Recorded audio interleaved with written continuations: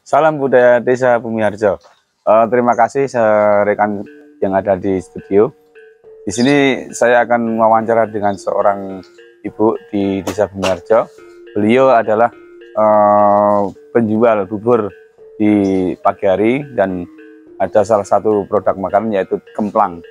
Kemplang ini sangat digemari banyak warga Desa Bumiharjo tentunya.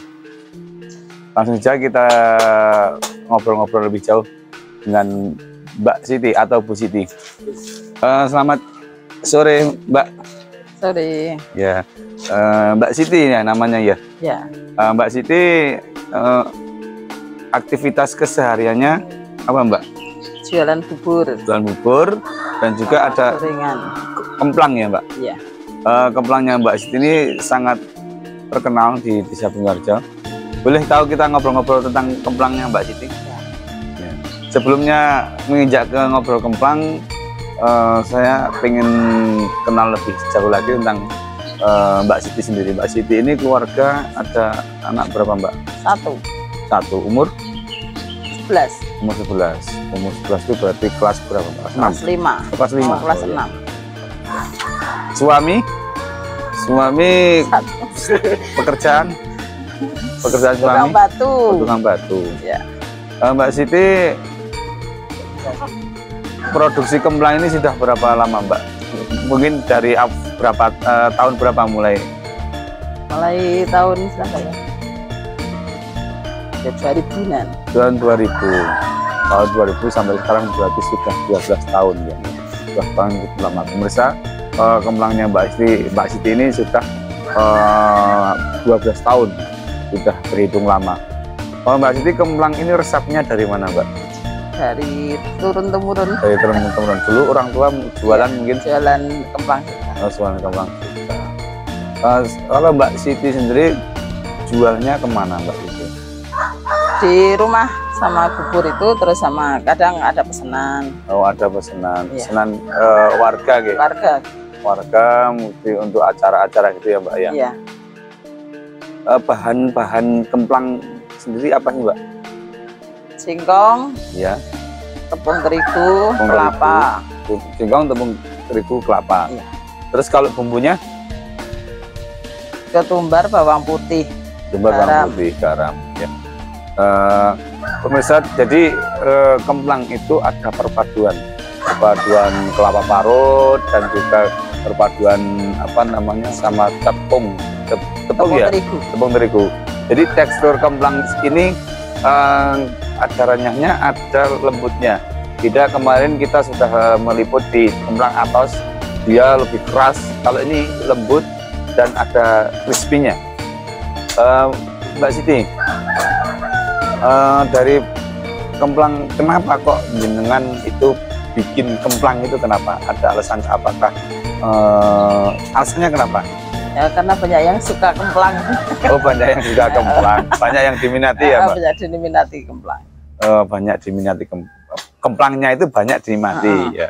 Itu adalah salah satu alasan kenapa Mbak Siti bikin kemplang.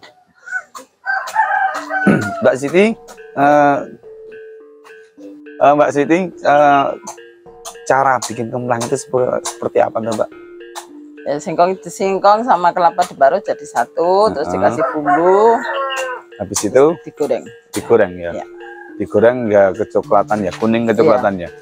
Jadi cara prosesnya itu singkong dikupas, terus dibersihkan, diparut, kemudian dicampur dengan parutan kelapa ya Pak? Ya. Kelapa sama terigu sama bumbu. Terus kalau cetaknya apa? Cetakan atau apa? Pakai tangan. Oh, pakai tangan? Iya. Jadi karena kalau pakai cetakan itu malah jadi madet, kurang renyah. Oh, kurang renyah. Jadi agak madet, kurang renyah. Madet itu padat. Madet itu padat. Iya. Terus Mbak Siti, ya. Mbak Siti bikin kemplang ini bahan bakunya dari mana? Beli atau panen? Beli. Ya. Beli di petani. Di petani. Ya.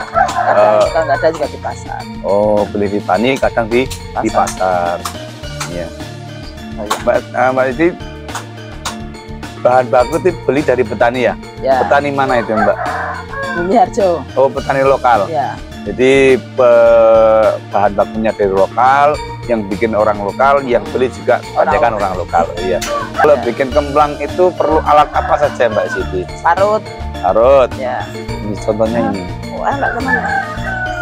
Ini parutnya. Oh, bikin nah. sendiri. Saudara pemirsa, ini parut untuk bikin kemplang. Parut bikin kemplang ini beda dengan parut biasa. Pemirsa, parut bikin kemplang itu ada parut khusus. Ini parut yang jarang ditemui di pasaran. Ini hanya parut yang bisa dijumpai di Mbak Siti. Ini produknya, produk suaminya sendiri. Kreatif. Ya. Mbak Siti tadi jenengan sudah menceritakan bahwa kemplang ini resepnya dari turun temurun. Ya, prosesnya jenengan bisa itu gimana Mbak? Sampai jenengan bisa mandiri sendiri. Ya dulu kan sering bantuin ibu, jadinya terus tahu ya. Tahu cara-caranya, terus bikin sendiri, dites ke ibu kurang apa kayak. Oh gitu ya. Kalau ibu sendiri sekarang yang tahu apakah masih Sudah atau almarhum? Oh, sudah almarhum. Ya. Pemirsa, tadi Mbak Siti cara dia sampai bisa sekarang bertahan apa namanya kemblangnya ini, contohnya adalah dia dulu rumusnya dari orang tua, dengan sering membantu, dengan adanya belajar dari hari ke hari, pakai 1 bulan ke bulan, makanya dia sudah bisa mandiri. Dalam proses pembuatan kemplang ini siapakah yang terlibat Mbak Siti? Suami. Ya. Suami mungkin yang parut gitu ya? Iya. Suami, terus anak mungkin bantu ngupas atau bantu cuci.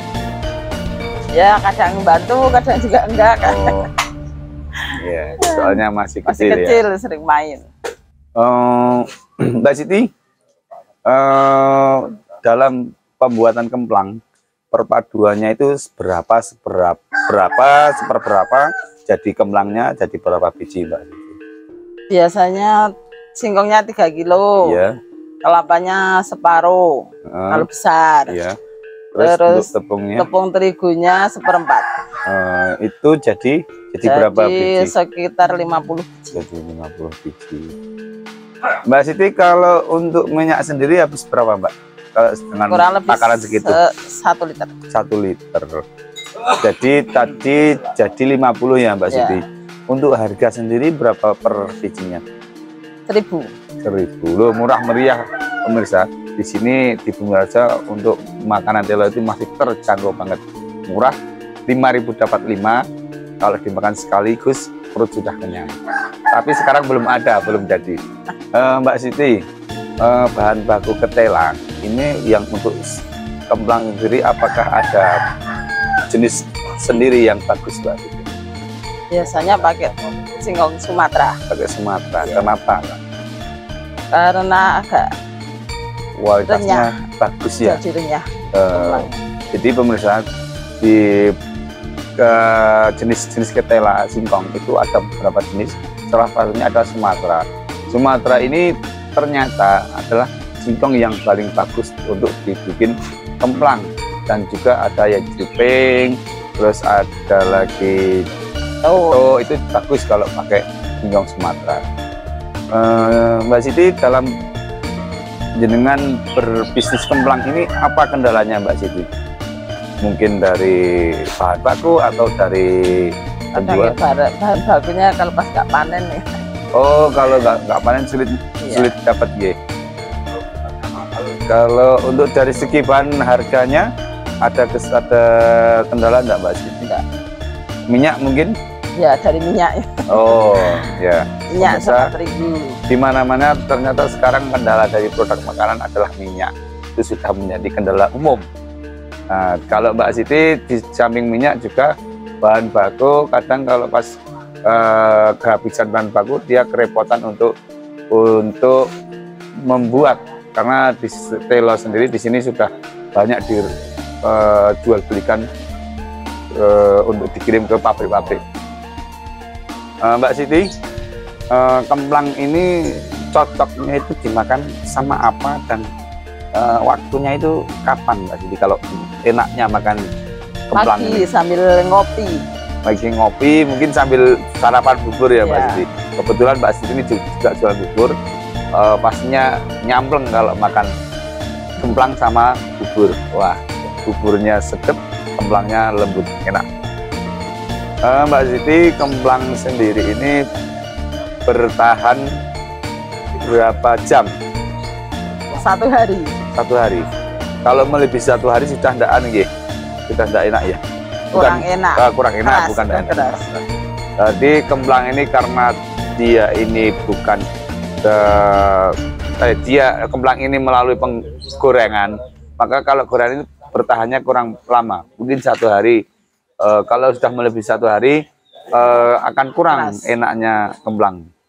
Mbak Siti, Ya. jenengan buat kemplang ini kebanyakan orang pesen-pesen, terus ada yang mungkin pesen untuk acara itu, misalkan seperti acara apa sih Mbak Siti? Ya, acara arisan, Ya, yasinan, yasinan, terus pengajian. berjanjian ya. Ya, berjanjian. Mbak Siti, jenengan itu kan banyak pelanggan ya yang suka kemplang. Ya. Apa Mbak komentar mereka tentang kemplangnya jenengan? Ya, katanya renyah gitu. Renyah, Iya. lembut gitu ya. Iya. Perpaduan bumbunya pas gitu. Iya. Mbak Siti, ini mungkin pertanyaan terakhir. Ya. Apa Mbak Siti harapannya tentang kemplang ini untuk kemajuannya Mbak Siti? Ya, pengennya ada bisa dijual Dalam kondisi dalam masih kondisi masih mentah, tinggal goreng kayak gitu. sudah dibumbuin, Ya. sudah dicetak, nanti pembelinya tinggal goreng gitu ya. Iya. Ini harapannya seperti itu ya. Pemirsa, Mbak Siti mempunyai harapan bahwa kemplang ini bisa dikonsumsi di kalangan luas, tentunya dengan bahan masih mentah, sudah dicetak dan dibumbui, pembeli tinggal goreng dan menikmati. Terima kasih Mbak Siti atas waktunya dan wawancaranya. Demikian wawancara kami bersama Mbak Siti tentang kemplang. Waktu kami kembalikan kepada saudara yang di studio. Salam budaya Desa Bumi Harjo.